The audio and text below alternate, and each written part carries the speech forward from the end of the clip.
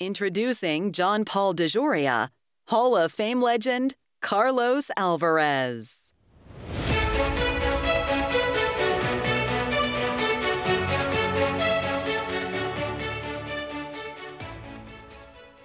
El corrido mexicano is a story about a person, and we have one here today, and that's El corrido de Juan Pablo DeJoria. Me gusta el tequila, todos son sabrosos, también unos pocos que son deliciosos, pero hay uno solo que brilla, el que más se llama patrón, y es el más chingón. Juan Pablo DeJoria escribió su historia. Cuando fue a Jalisco se cubrió de gloria, y aunque allá le llamen norteamericano, Juan Pablo DeJoria es muy mexicano. Allá le dijeron que era una locura y que esa aventura no llegaría a nada, mas con el empeño en su corazón, hoy todos sabemos lo que aconteció. Por lo que Juan Pablo le ha dado a tequila, llevando a patrón a pasear por el mundo. Aquí esta canción lo dice muy claro, Juan Pablo DeJoria es muy mexicano. Juan Pablo DeJoria.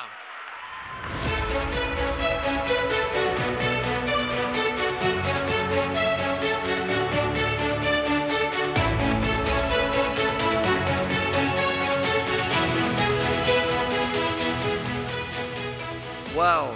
Carlos, if you ever lose your daytime job, you could be a great singer. I want to thank you, Carlos, for recommending me to this. And my God, what a song. I didn't hear that coming. That's so cool. You know, we're in a room full of incredible entrepreneurs. Carlos is a great example. Everyone here is a great example. But we came to Texas, my wife and I. She brought me here. She's a Texan about 22 years ago to make it our permanent home. Best decision we've ever made. As a serial entrepreneur, I met some fabulous Texans here that were not only entrepreneurs, but they're game changers. I'm very, very pleased, very, very pleased. Michael and Delia Fletcher, who are sitting right here, are entrepreneurs. In fact, our latest venture together is we have 4 television stations from Discovery that we now have. So we're going into the broadcasting industry. He's from Fort Worth, Texas, a true entrepreneur. But what's different about what we're doing? All the stations we're getting involved in that we're managing, taking over, all those stations have to do with family values.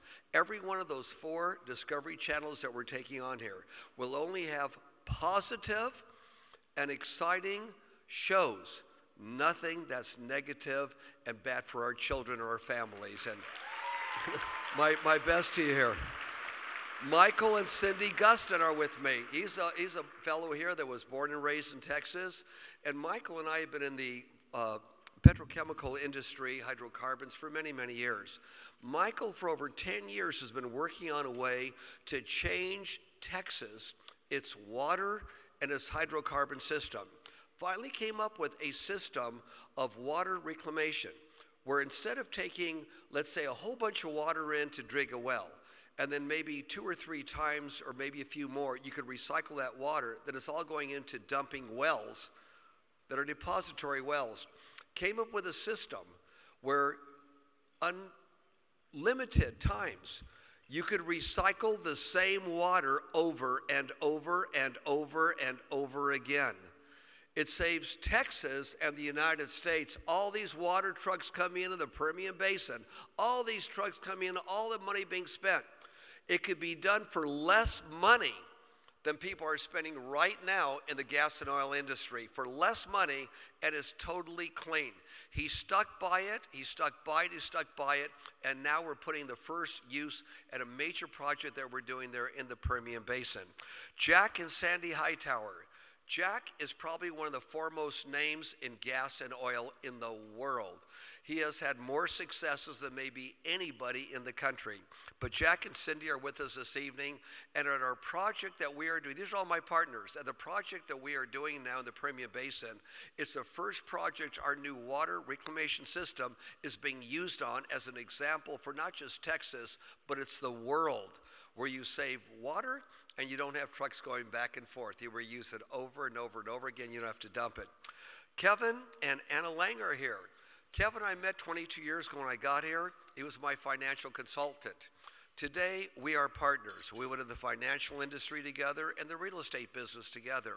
And he was a young man that knew that Texas and Texans were entrepreneurs. And he went from working for an organization to having his own, and now we're in partners in real estate, major financial institutions, and other things. But he always puts out people first. And I'm just going to share this story because it was shared with me. I won't give you amounts, but one of the people here said, JP, I have to tell you this. Anonymously, a nice donation was made to everybody, to our organization.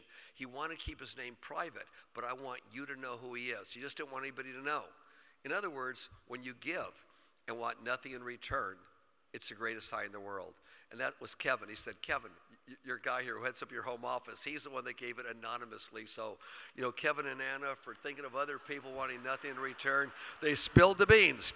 Ron and Lisa Semler just moved here from California. They didn't move here where people say, God, JP, when someone moves here that you know from California, tell them don't bring the politics with them. What I tell everybody is this. When people move from New York, California, or other places like that, they're not bringing the politics with them. They're leaving the politics and everything going with it to come to a free state that allows one that opportunity. My incredible wife, Eloise, who brought me to Texas, she's a Texan born and raised here, and we decided 22 years ago we're going to raise our son in Texas, and we're going to live here as a major residence. Best decision we've ever made.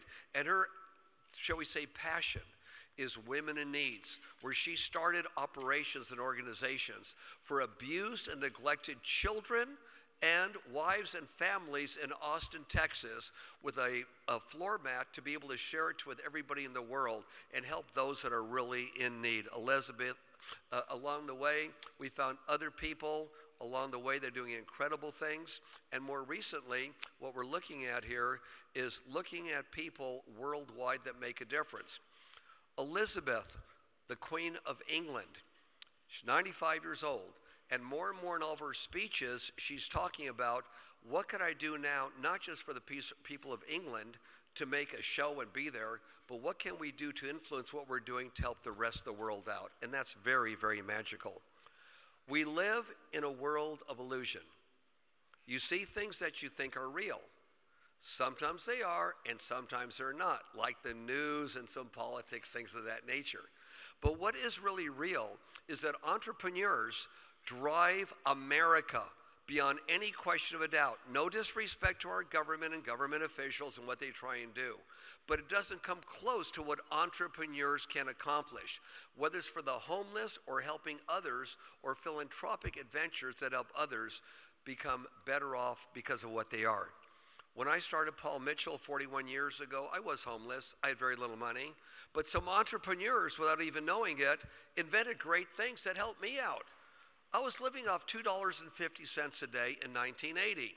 Some young entrepreneur that was with a small chain of restaurants called El Torito started something called Happy Hour. Nobody was coming to bars from 4:30 to 6 o'clock. So he said, hey, Happy Hour. You come in, 99-cent margarita. It wasn't Patron, but a 99-cent margarita. And at the same time, you got salsa, and you got chips, and you got little wings of chickens. Well, my gosh, after 20 chicken wings and a bunch of salsa, you're full. That was my dinner. Another entrepreneur started the Freeway Cafe. No business from 9 in the morning till 11 o'clock. No business.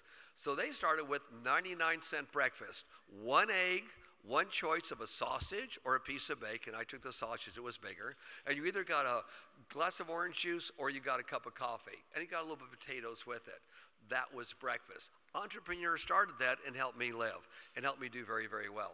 I think the best way to explain and to show my enthusiasm for America and what America is all about is to tell you a story that's influenced me so much.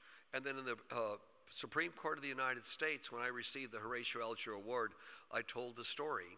And they said, JP, you tell the story as much as you can. To present the story, I want to tell you a little bit of something about what's going on with the homeless. A fellow named Alan Graham started Mobile Loaves and Fishes, the community which we support, give houses and a way of life to the homeless, and it's working really, really well. He told me a story about regulations. He said, JP, we wouldn't have half the homeless people we have now if it wasn't for regulations. When we first came to Austin and when I lived here many, many years ago for a short time, people on the freeways, on the streets, sold flowers, little handmade things. He says, today, in the last 10, 15 years with regulations, they can't because it's $600 to get the darn license and permit. They can't afford it. They go to homelessness. They don't support themselves. So we got to let people know what America's all about. In the beginning, God created the planet and the universe and much more. He created a species called the oyster.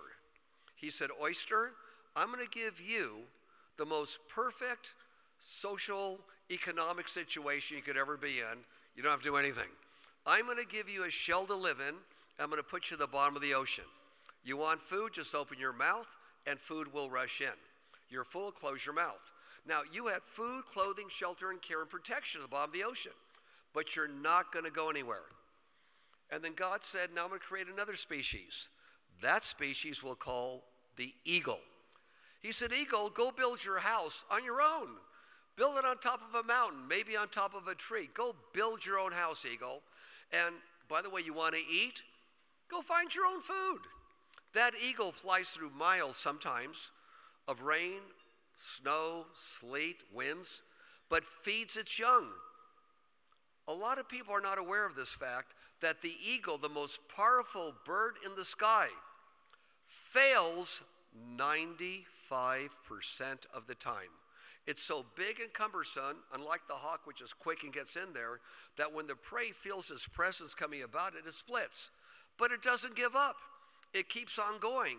It's the most powerful bird in the sky. But the eagle, unlike the oyster, can go anywhere it wants.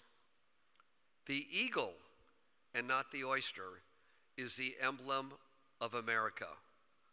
Let's keep it that way. Thank you. Peace, love, and happiness. Thank you again, Carlos.